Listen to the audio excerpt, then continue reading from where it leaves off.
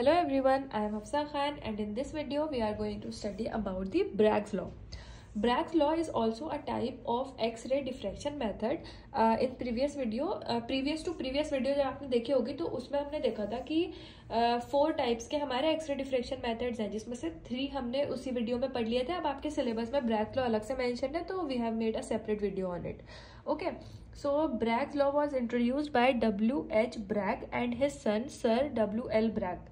The law correlates X-ray wavelength lambda, interplane spacing d and reflection angle theta. जब हमने मैंने आपको समझाया था पाउडर मेथड, तो उसमें हमने थीटा एंगल की सारी चीजें देखी थी. ठीक है, तो अब ये एक ऐसा लॉ है, ब्रैग्स लॉ एक ऐसा मेथड है जो हमारी एक्सरे की वेवलेंथ लैम्डा को रिलेट करता है विद द इंटरप्लेनर स्पेसिंग, जिसको हम डी से डिनोट करते हैं, एंड द रिफ्लेक्शन एंगल, जिसे हम थीटा से डिनोट करते हैं. Now, according to the law, when X-ray is incident onto a crystal surface, its angle of incidence will reflect back with the same angle of scattering. क्या होता है इस law के अकॉर्डिंग, जब हमारी जो एक्सरे है वो इंसिडेंट होती है, सपोज ये कोई क्रिस्टल है, उसके सरफेस पे आकर हमारी एक्सरे आई, ठीक है, इंसिडेंट हुई,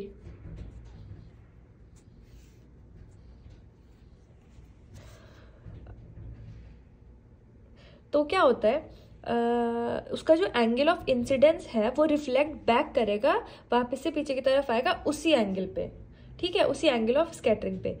now Bragg's law means that diffraction can occur only when the following equation is satisfied. अगर ये इक्वेशन सेटिस्फाई है तो ही आपका ब्रैग्स लॉ वर्क करेगा. That is an lambda is equal to 2d sine theta. ये equation आप बहुत अच्छे से पढ़ लेना, क्योंकि आपसे अलग से भी पूछ सकते हैं और जीपैट में भी पूछी जाती है. Okay, now where d cubic crystal और HKl हमने इसको लिखा है is equal to a upon under root h square plus k square plus l square, जहाँ पर n हमारा है पॉजिटिव इंटीजर, लैम्डा है वेवलेंथ ऑफ एक्सरे, d है हमारा distance between lattice planes, theta है हमारा incident angle, and a is the lattice parameter.